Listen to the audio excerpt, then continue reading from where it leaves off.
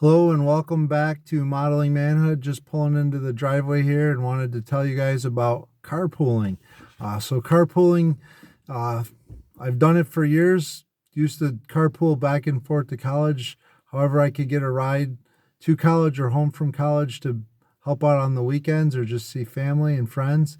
I would do that, and it was a blessing. Saved on owning a vehicle, having insurance, and just kept expenses a little bit lower. When I started my job at work, for years I drove by myself, and then I was able to carpool with a good friend of mine who now works someplace else. But we used to keep this journal in the glove box, and we would write down crazy things that happened to us on the way to school, or the way to work, or the way to shop, or wherever we were going.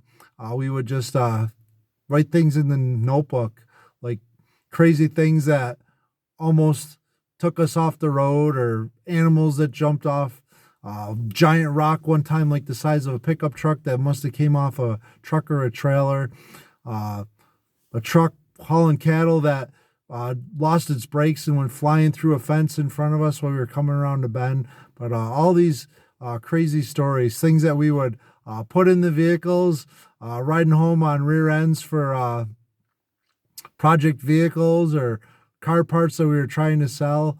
But we got all these stories in this notebook, and I miss those carpooling days. I've carpooled with a few other people through the years, and have enjoyed the conversation back and forth from work. I pity the person that has to travel by themselves and just spend hours every day in a vehicle listening to the radio or listening themselves. Hopefully you got a good audio book or some good music to jam out to. But carpooling is an opportunity for us to share the hope that we have in Jesus Christ. And just like Philip in the Bible, we're going to turn there in Acts chapter 8, starting in verse 26. Philip shares his beliefs with the Ethiopian eunuch, and he has an opportunity just to share the gospel message and everything that happens. And that starts in verse 26, and then if we go down, it talks about the passage that he was reading, and Philip has the opportunity, after sharing the gospel with this eunuch, to baptize him, and then he miraculously disappears and is on his next adventure. Carpooling can be an adventure.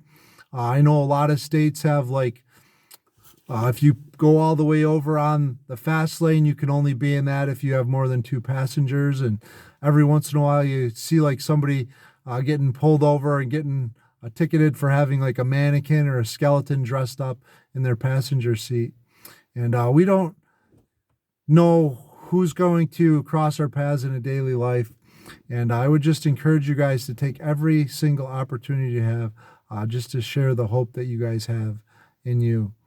Thank you guys for joining us. I would encourage you guys to read the whole story in Acts chapter 8, starting in 26, about Philip and the eunuch. And if you get a chance next time you're in a vehicle with family, friends, or just happen to pick somebody up on the side of the road, not always sure what you're going to find picking up hitchhikers. That's a whole nother story. But I would just encourage you guys to gear the conversation towards something spiritual, and not be afraid to share the hope that you have in Jesus Christ. Thank you guys for joining us. Remember to bring somebody with you to heaven. Find somebody to carpool to heaven with, I guess might be our tagline today. That just came up, and wanted to share that with you guys. But remember to marry, maker, and journey with Jesus. Thanks for watching today. God bless.